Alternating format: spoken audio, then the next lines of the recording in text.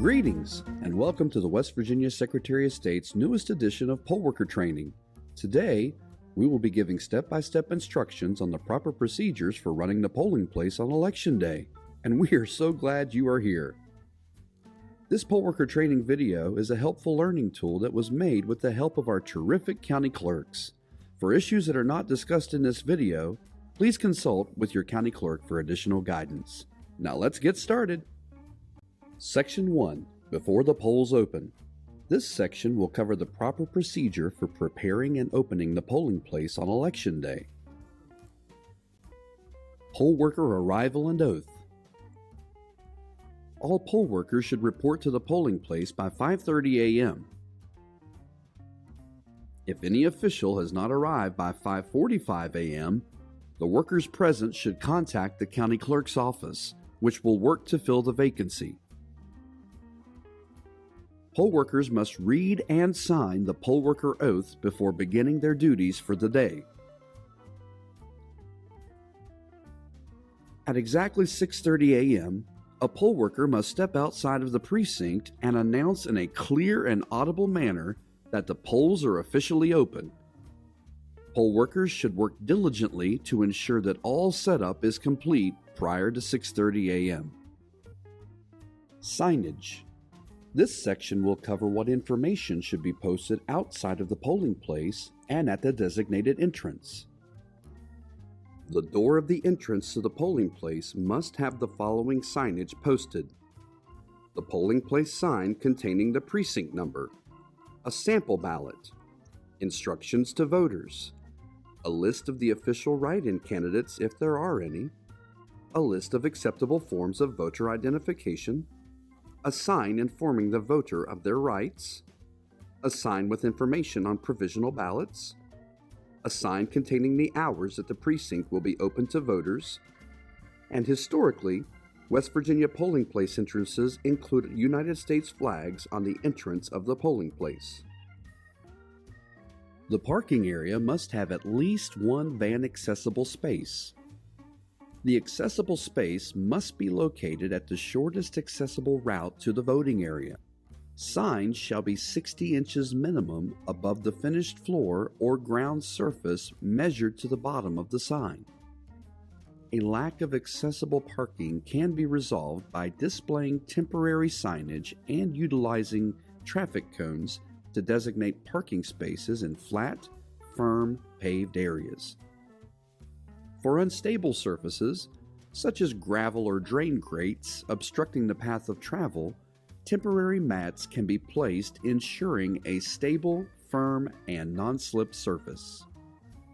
To establish the no electioneering zone outside the polling place, poll workers must measure a 100-foot distance from the entrance in both directions using the measuring cord provided. At each of the 100-foot marks, a no electioneering sign must be posted. This requirement applies to all entrances to the polling place. Preparing inaccessible polling places for curbside voting.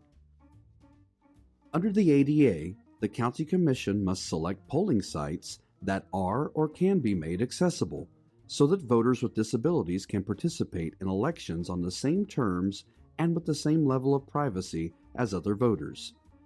In the rare circumstance that a polling place is inaccessible, voters with physical impairments that prevent them from entering the polling place may request to vote an absentee ballot from an automobile if no voters are voting or waiting to vote inside the polling place. Post signage provided by the county clerk informing voters of the possibility of voting curbside, the location of the curbside voting, and how voters can notify poll workers that they are waiting curbside.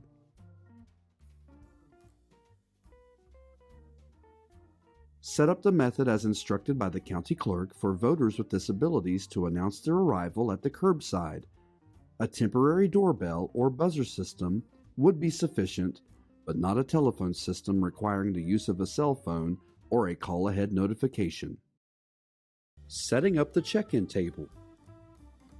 Materials that are required to be on the poll worker or poll clerk's table include a paper poll book or electronic poll book if applicable, lists of absentee and early voters, unless that is tracked in an electronic poll book, a listing of official write-in candidates if there are any, a sample ballot, instructions to voters, provisional ballot envelopes and information, voters' rights information, information on West Virginia's voter ID requirements, voter assistance forms and information, and any additional forms or information required by the county clerk. Paper poll book setup. If your precinct will be using a paper poll book, confirm that the tamper-evident seal is intact before beginning. Once broken, keep the poll book sealed to return to the county clerk later. The paper poll book contains the registration information of every voter in the precinct, including their full name, physical address, and party registration. Poll clerks use the poll book to check in each voter as they enter the polling place. There is a blank section in the back of the poll book for voters who are not in the poll book but insist on voting in the precinct. These voters can fill out a blank listing in the paper poll book and will be issued a provisional ballot to be considered at canvass. More on this later in the video. Ballot box position and setup. The ballot box should be placed between the voting booths and the exit so that it is in full view of all poll workers and voters throughout the day. Before the polls open, 2 poll workers of opposite political parties will look inside the box to confirm that it is completely empty. After confirming there are no contents within, close the box and secure it with 2 unique locks. Each lock should have a unique key that will only open one of the locks. The keys to the separate locks must be given to commissioners of opposite political parties to ensure that no single person can open the ballot box. Once ballots have been placed inside the ballot box, it should remain locked at all times. Both individuals in possession of a key must be present at all times when the box is open. Statements of ballots used form. Before the polls open, poll workers must enter the total ballots received on the statement of ballots used form. The number will be on the receipt for each wrapped package of ballots. Ballots received will be compared to ballots used and unused at the close of polls. Section 2. Checking in voters. This section will cover how to check in a voter once they enter the polling place. Voter identification. When someone enters the polling place, direct them to the poll clerk's table. First, you should ask the voter for their name, address, and an acceptable form of voter identification. Under West Virginia law, the voter must show a photo ID to vote. Narrow exemptions do exist for voters who swear and affirm that they belong to recognized religious communities that prohibit them from being photographed. Only these voters are permitted by law to provide a state-issued ID without a photo for voter ID purposes. Acceptable forms of photo ID include a West Virginia driver's license or ID card, a West Virginia photo voter identification card, a driver's license from another state, a U.S. passport, a U.S. military ID card, a U.S. or West Virginia government employee ID, a student ID, or a concealed carry permit. Voters of the age 65 or older may use one of the accepted forms of voter ID that is currently expired as long as it was valid on their 65th birthday. In order to register, new voters are required to show a specific form of identification known as a first-time voter ID. New voters who were unable to present one of the required forms of first-time voter ID when registering must provide both a first-time voter ID and an accepted form of photo ID at the polling place before being issued a ballot. Those who did not present a first-time voter ID when registering are flagged in the poll book so that poll clerks know to ask for an acceptable form of first-time voter ID. Acceptable forms of first-time voter ID include a current and valid photo ID or a current utility bill, bank statement, government check, paycheck, or other government document that shows the name and current residence of the voter. If a voter that is flagged is unable to provide you with a valid form of first-time voter ID, a provisional ballot must be issued to the voter. There are 3 exceptions to the voter ID requirement. They are a signed, sworn affidavit by an adult who has known the voter for 6 months or more, and the person signing the affidavit must show a photo ID with name and address, a poll worker who has known the voter for at least 6 months, or residents of a state care facility that vote at their facility. Once the voter has satisfied the ID requirement, the poll worker may proceed with checking them in using the poll book. Paper poll books. For precincts that use paper poll books, the poll worker should locate the voter in the poll book, check the voter's ID against the information included, and mark it accordingly. If the voter has moved addresses without updating their registration, their address may be incorrect in the poll book. If the voter is in the poll book, but their name or address is incorrect, contact the clerk's office to check if they are in the proper precinct. If they are still in the proper precinct, update the address either in the poll book or by the instruction of the county clerk. If the address is incorrect, direct them to vote a provisional ballot at their proper precinct. If the voter's registration is not in the poll book at all, but they are in the right precinct, they can fill out a blank listing in the back of the poll book and vote a provisional ballot. Voters who wish to vote in the wrong precinct based on county clerk records should be issued a provisional ballot. The circumstances surrounding provisional ballots are reviewed by a county board during canvass. The board will decide whether a ballot is counted based on the voter's eligibility under the law to vote in that precinct. Poll workers must provide voters the information sheet on how to track their provisional ballot. Under no circumstances may a voter be refused a provisional ballot at the polling place.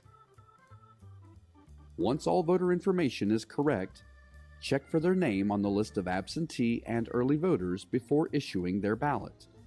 If the voter is on either the absentee or early voters list, they must be issued a provisional ballot if they insist on voting again. If the voter provides their absentee ballot to a poll worker, the poll worker may spoil the ballot, place it in the spoiled ballot envelope, and allow the voter to vote a regular ballot at the polling place. If the voter is not on the absentee or early voting list, have them sign the poll book and compare the signatures. Poll workers may challenge the voter if the signatures do not match. In primary elections, those registered as independent or non-affiliated voters may vote the nonpartisan ballot, or they may request to vote a ballot of a recognized party who chooses to provide this option. Poll workers should direct voters to the sign explaining which ballot they have the option to vote.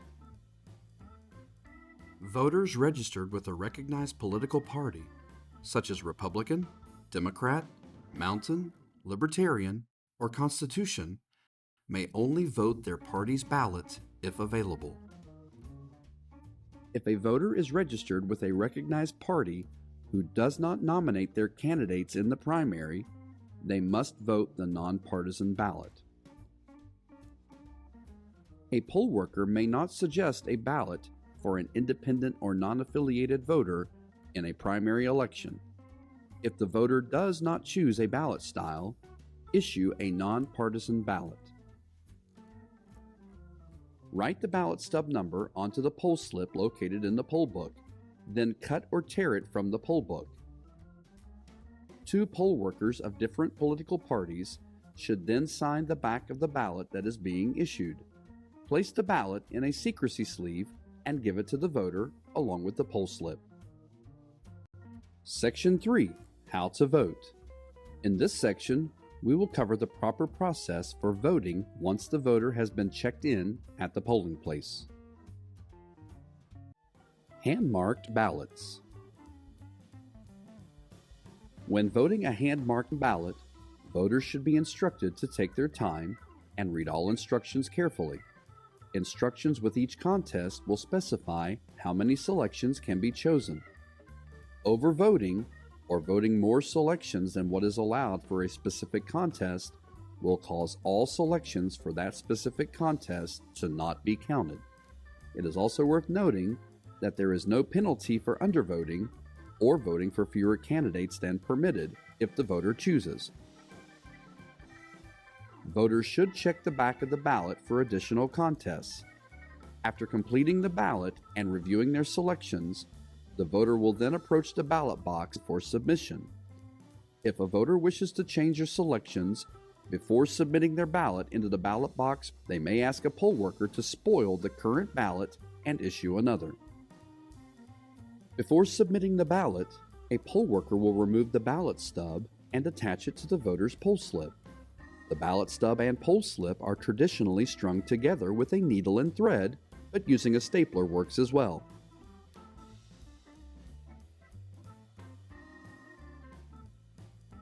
Note that the ballot stub and poll slip must match, or the poll workers must spoil the ballot. After the ballot stub is removed, the voter will submit the ballot as instructed by the poll worker. This may include providing the ballot to the poll worker to place in the ballot box or the voter placing it in the ballot box directly. Administering curbside voting. Upon receiving an alert from a curbside voter, if there are voters present inside the polling place, a poll worker may walk to the entrance of the polling place and momentarily stop voters from entering. If your precinct has an extra team of poll workers, curbside voting will not need to pause if 5 poll workers remain in your precinct. Once the voters who were already present in the polling place are finished casting their ballots, 2 election commissioners or poll clerks of opposite parties in the precinct provide the voter an absentee ballot application, an absentee ballot designated for curbside voting by the county clerk, the absentee voter's ballot envelope number 2, a secrecy envelope, and all materials available to voters in the polling place. For example, a sample ballot and write-in list. If the voter requires assistance, the 2 election commissioners or poll clerks or person designated by the voter shall sign number 7 on page 2 of the voter's absentee ballot application, titled Oath of Voter's Assistant. Next, the voter returns the completed absentee ballot application, completed absentee voter's ballot envelope number 2, and their ballot secured in the sealed secrecy envelope to the poll workers. Then, after the poll workers return to the polling place with the voter's absentee ballot application and materials, voting within the polling place may resume. At the end of the night, the precinct poll workers return curbside voter absentee ballot materials and applications to the county clerk with all other election materials. ADA compliance and accessibility. All counties, even those that use hand-marked paper ballots, are required by law to provide an ADA-compliant voting machine at every polling location for federal elections. The Express Vote marking device meets the necessary requirements thanks to the many accessibility features it provides. The main accessibility features of the Express Vote include an audio tactile keypad with braille labeling, headphones and port for audio ballot use, and height adjustment settings for both standing and seated voters. Poll workers may assist voters with setting up these accessibility features. The Express Vote is also compatible with sip and puff switches. However, each voter is required to provide their own sip and puff device. Voters who qualify for assistance from another person in voting their ballot include, but are not limited to, voters with physical disabilities, voters with visual impairments, and voters who are unable to read. Persons who may assist the voter can be either a person of the voter's choice or two poll workers of opposite political parties. Persons who are prohibited from assisting a voter include an agent or office of a labor union, a present or former employer, or an agent of the employer. The person assisting the voter must complete the assisted voters form found in the precinct kit. All information on the form must be completed. If the same person assists multiple voters throughout the day, alert your county clerk or the Secretary of State's office. If the voter insists on receiving assistance after the poll workers have determined that they should not need it, the poll workers can require that a provisional ballot be cast to be considered later at canvass. Before making a final determination on whether a voter requires assistance or not, be mindful that a voter may not wish to reveal a learning disability. Provisional ballots. Provisional ballots are different from regular ballots and not counted on election night. Provisional ballots are considered by the County Board of Canvassers once the official canvassing process starts 5 days after the election. All election results are considered unofficial until canvassing is complete. In instances when a poll worker has good reason to doubt the eligibility of a voter, a provisional ballot should be used. A voter always has the right to vote a provisional ballot at the polling place if they so choose. Some common examples of when a poll worker should issue a voter a provisional ballot include: the voter's name is not in the poll book, the voter is in the wrong precinct, the voter has already voted absentee or during early voting, the poll book signatures do not match, the voter wants assistance but doesn't need it, a poll worker wishes to vote but is not in their precinct, and a voter does not have the required identification. Since provisional ballots are not counted on election night, they are kept separate from regular ballots. Provisional ballot poll slips remain in the poll book, and the ballot stub is left on the provisional ballot. Poll workers are also not to sign the provisional ballots. There are 3 envelopes needed for processing a provisional ballot. Envelope 1 is the privacy envelope, which is a substitute for the secrecy sleeve. It is intended to keep how the person voted private and should be given to the voter with their blank ballot. The privacy envelope is the smallest of the 3 and should have the voter's precinct number written on it. Envelope 2 is the explanation envelope, which the poll workers use to detail why the voter cast a provisional ballot. Poll workers must fill out both sides of the envelope. Envelope number 3 is the return envelope that holds all provisional ballots cast throughout the day for the precinct. This envelope will be sealed in the process of closing the polls after the statement of ballots used form is completed. While the voter is voting, fill out envelope number 2, the explanation envelope, completely. All information should be included and is important context for the County Board of Canvassers when considering whether the ballot should be counted. The voter should place the completed provisional ballot inside the privacy envelope. Remember that poll workers do not sign provisional ballots, and the ballot stub should not be removed. Place the privacy envelope inside the explanation envelope. Seal the explanation envelope and have the voter sign across the seal. Then place the sealed explanation envelope into the precinct envelope that holds all provisionals for that day. Once the provisional ballot is completed, fill out and give the voter a provisional ballot tracking slip. This tracking slip has instructions on how the voter can track their provisional ballot to determine if their vote was counted at canvass. Spoiling ballots. Spoiling a ballot is the proper procedure for disposing of a completed or partially completed ballot that has one of the following issues: the ballot stub and poll slip do not match, the ballot is defaced, the ballot was not signed by 2 poll workers, or the voter has indicated that they voted the ballot incorrectly and would like a new one. To spoil a ballot, first a poll clerk must write "spoiled" across the front of the ballot to indicate that the ballot is no longer usable. The ballot will then be placed in the spoiled ballot envelope.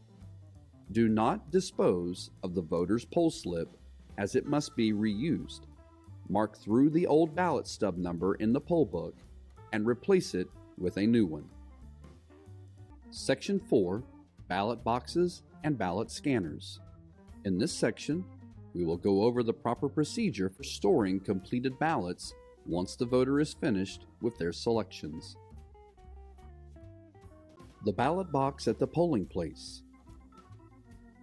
Precincts that use a traditional ballot box at the polling place will store completed ballots until they can be tabulated at the clerk's office after the polls close. State law requires the ballot box to be secured with 2 separate padlocks, the keys to which are kept by 2 commissioners of opposite political parties. The ballot box should remain locked at all times throughout the day and only opened in the presence of both poll workers.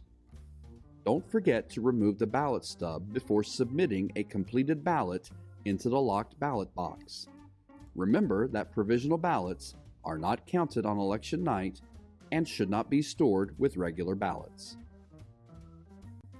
Section 5, Closing the Polls. This section covers the proper procedure for closing the polls and breaking down all the necessary equipment and materials for transport. At precisely 7:30 p.m., a poll worker should step out of the precinct and announce in a clear and audible manner that the polls are officially closed. All voters who are in line prior to 7:30 p.m. have the right to vote. 2 poll workers of opposite political parties shall issue each voter that is in line at 7:30 a waiting voter's permit. Those who do not have a permit after 7:30 are not allowed to vote. Packing and transporting election supplies.